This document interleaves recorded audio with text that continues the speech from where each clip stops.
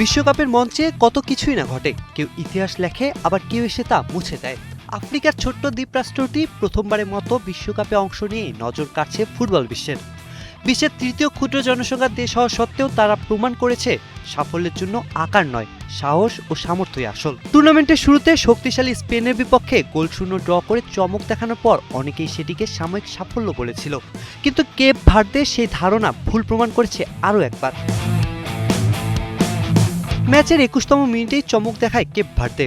বিনা নেওয়া দূরপাল্লার দুর্দান্ত ফ্রি কিক, দুইজন মানব প্রাচীর ভেদ করে জালে জড়ালে উল্লাসে ফেটে পড়ে আফ্রিকান দলটি। ৩৮ মিনিটে ব্যবধান দ্বিগুণ করার সুবর্ণ সুযোগও তৈরি হয়েছিল, তবে লোপেস কাব্রালের ক্রস উরুগুয়ের গোলরক্ষক ফার্নান্দো মুসলেরা অসাধারণ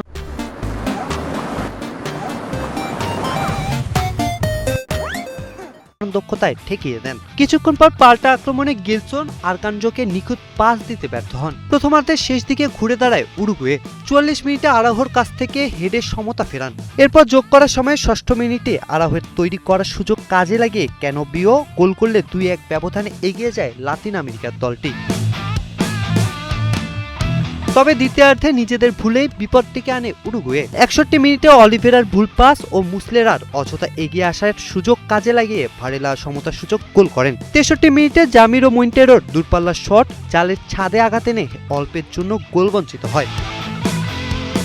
৬৯ মিনিটে আরাহোর গোল অফসাইডের কারণে বাতিল হয়। শেষ মুহূর্তে ভ্যালভার্দে, ক্যানিবিও, দুয়ার্তে ও দা কস্তা সুযোগ নষ্ট করলে আর কোনো গোল হয়নি। ফলে রোমাঞ্চে ভরা ম্যাচটি ২-২ সমতায় শেষ হয়। জুবায়ের হোসেন বাপ্পি, কালের কণ্ঠ।